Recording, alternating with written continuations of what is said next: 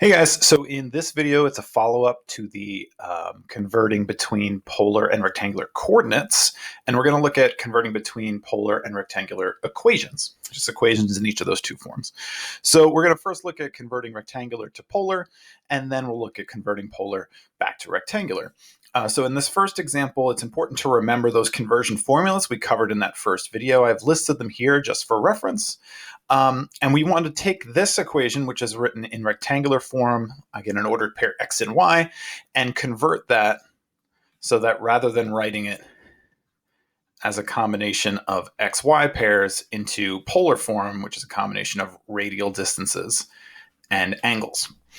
Okay, so we're going to do that. We're trying to get an equation between r and theta then, using these, and there's a couple of different ways that you can do this. If you want to pause this video and see if you can think of a way of doing it, that's fine. For this first one, I'm going to look at two different ways, and then I'm going to focus on the most efficient ways for the next two.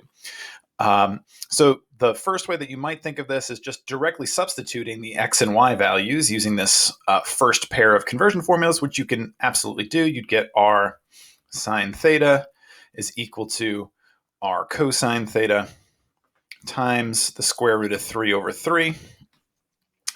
And then to simplify things out, I'm actually going to divide both sides by r cosine theta. So I'm going to divide that through. R cosine theta, r cosine theta. And when I get those values, these will cancel out and give me root 3 over 3. And over here, the r's will cancel, and I'm left with sine theta over cosine theta. Sine theta over cosine theta using one of the basic trig identities is, of course, tan theta. So the equation I have is tan theta equals root 3 over 3. Great. Well, I know offhand that the angle that would give me root 3 over 3 is 30 degrees or pi over 6. So I should get that theta is pi over 6 is my polar form. Now, alternatively, you could have done this in a slightly more elegant way by using, instead of the direct substitutions for x and y, if you get a ratio of y over x, which we could get right off the bat by dividing both sides by x, then I'd get y over x is root 3 over 3. And y over x is, of course, tan theta. So it's a slightly more elegant, quicker way to arrive at the same place. When I solve that out again, I will get that theta is pi over 6. Okay, so it's different ways. It depends on which way you look at the substitution, but both are 100% valid. Next, x squared plus y squared equals 16. Again, if you want to pause the video and see if you can think of a way to rewrite this in terms of r and theta in polar form, by all means do so.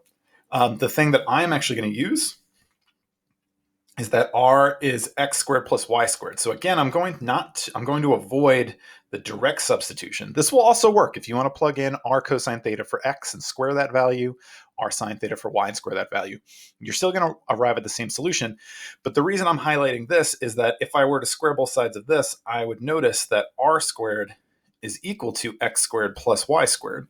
And I have x squared plus y squared right here. So this entire right-hand side will just give me r squared equals 16.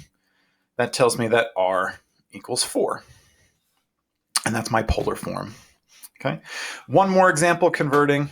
And again, if you wanted to do the substitution, you could. But if I take a look at this one, again, if you want to try this on your own, I invite you to do so. If you want to pause and see if you can figure out how to do it, and then you could check against the way that I have done it. But I'm going to dive right in. And I'm going to notice I might try to do the same thing we just did in the previous problem. And I can subtract y squared from both sides, and I'd get that x squared minus y squared is equal to 1. Now that's a problem because, yeah, r squared is the sum of the two, but here I have the difference. So it's going to be a little bit more challenging. So in this problem, I am going to rely on that direct substitution, and I'm going to plug in r cosine theta for x and r sine theta for y. Okay, so when I do that, I'll get r squared cosine squared minus r squared sine squared. And from here, you may see what I'm about to do, but if not, it's okay. But there is a common factor of r squared, so I am going to factor that out because there may be some trig identities that I can use to simplify this expression. Okay, and I notice that cosine squared minus sine squared, that is a trigonometric identity. That's, in fact, the double angle formula, or one form of the double angle formula for cosine. Cosine 2 theta is equal to cosine squared theta minus sine squared theta.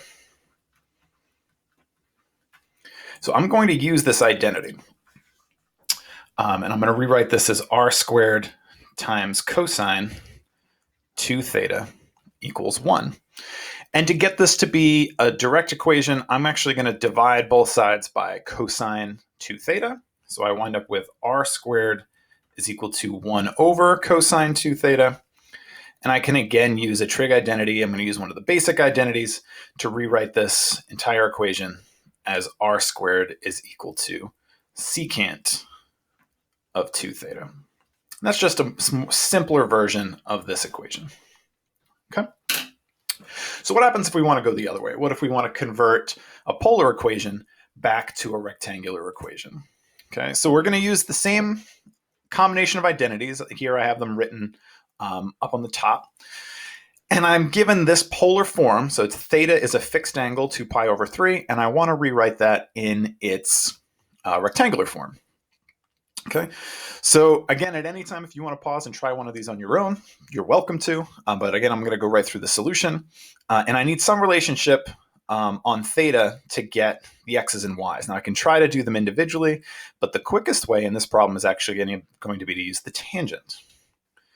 So what I'm going to do is take tan of each side. So tan theta would equal whatever tan of 2 pi over 3, so the tangent ratio of each.